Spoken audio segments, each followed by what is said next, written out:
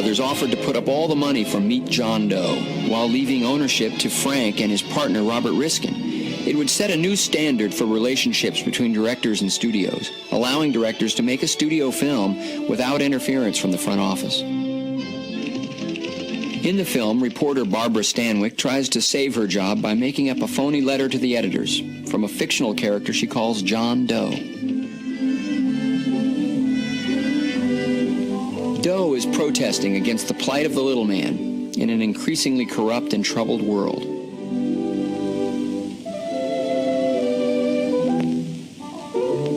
Using comedy, sentiment, and Hollywood's most likable stars, Capra led his unsuspecting audience into the darkest corners of the American dream.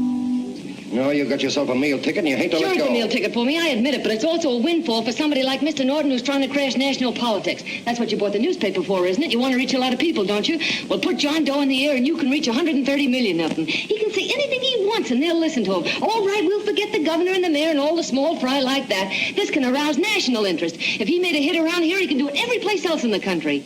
And you'll be pulling the strings, Mr. Norton. Who owns America? Who runs America? And in the 1930s, he saw clearly that it was Edward Arnold and his faction, the banks, the power of money, the power of special interests. Meet John Doe is brilliant. It's a brilliant movie. The way he shows that the media can react in this hysterical and sentimental fashion. They are the sentimental ones. It's not Frank Capra. I know a lot of you are saying, what can I do? I'm just a little punk. I don't count. Well, you're dead wrong. The little punks have always counted, because in the long run, the character of a country is the sum total of the character of its little punks. We're not little people. We're very big things.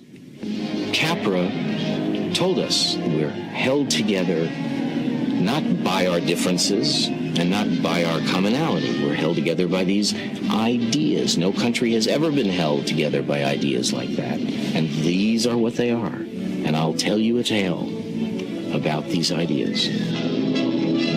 Frank, the one-time former con man, knew all too well how easily the crowd can be fooled and duped by using their own innocence against them. The notion of creating a movement and the sense of desperation of the people in the movement, it's very, very telling of that period and what was going on. The idea of a media-built character is such a, dangerous. I mean, he's dealing with that whole idea of megalomaniacal fascism in that movie. But I think he sees it within us. We're willing to do whatever we're told to some degree. He's always fascinated with that. I never thought much about people before. They were always just somebody to fill up the bleachers. And the only time I worried about them is when they didn't come in to see me pitch. Lately, I've been watching them when I talk to them.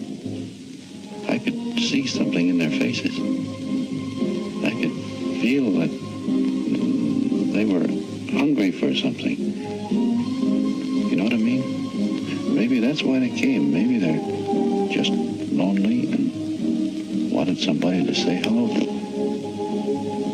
I don't really feel. I've been lonely and hungry for something practically all my life. That's Capra. That this guy finds himself on a national stage with people listening to him. Because wasn't it Capra who said that line about you have 500 people alone in the dark for 2 hours? It's not so different from what this guy was doing in the film, where suddenly just speaking what was on his mind was moving people in this remarkable way.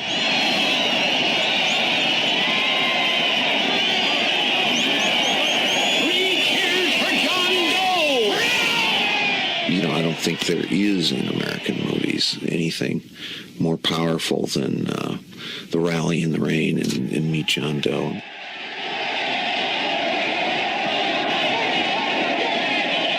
I think it's a masterful orchestration of all the elements of filmmaking on a grand scale. Newsboys, hundreds of yelling newsboys are swarming into the park like locusts. They're yelling, John Doe's a fake.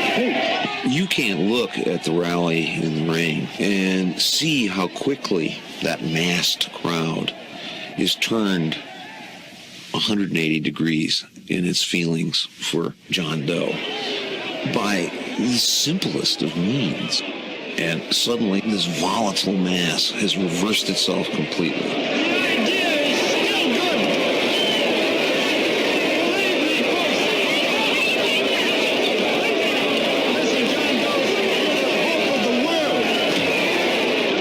I think Meet John Doe is a kind of broken masterpiece. It's a busted-backed masterpiece of some kind.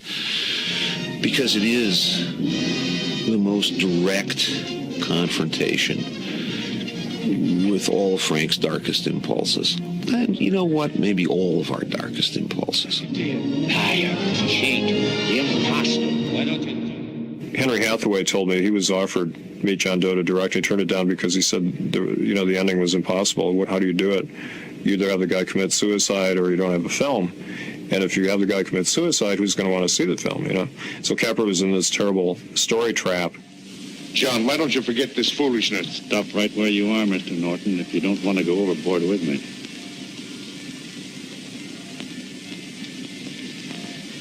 I'm glad you gentlemen are here. You killed the John Doe movement, all right. But you're going to see it born all over again.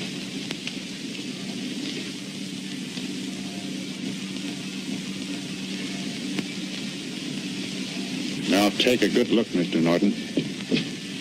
John! John! Oh, John, no, I won't let you unlock your darling. Oh, please. Please don't give up.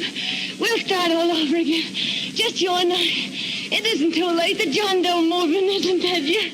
Of course he had trouble ending it. It's a movie famously had 3 different endings, and finally he had some story that some humble citizen came forward after a premiere and wrote a letter or something and said, this is how it must end.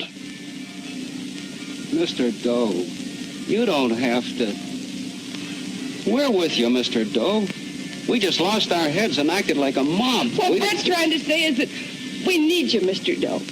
He believes in the individual. And that the individual, when he is an individual, is basically good. John. Mr. Doe. Here, we'll help you with it. She'll be all right. Go, take her right down to the car. Right up. We got a car right down for her. Lay on, Norton, the people. Try and lick that. I find the ending extremely moving myself. It is not intellectually necessarily, the most delicately nuanced resolution to that story that we can imagine. But, again, look, and you say, well, he's a filmmaker. He has to make some kind of a popular ending. But he was also a man who I think never wanted to entirely face up to all the consequences of his darker thoughts. It's what takes you in that arc that takes you from Deeds to Doe. Deeds, Smith, and Doe really do all belong together because they are all about relatively innocent men who are touched by power and finally, in the case of John Doe, come very close to total corruption. To understand that innocence is in itself a dangerous quality in people because it's so malleable is no small insight. It's no small insight to make a movie career out of.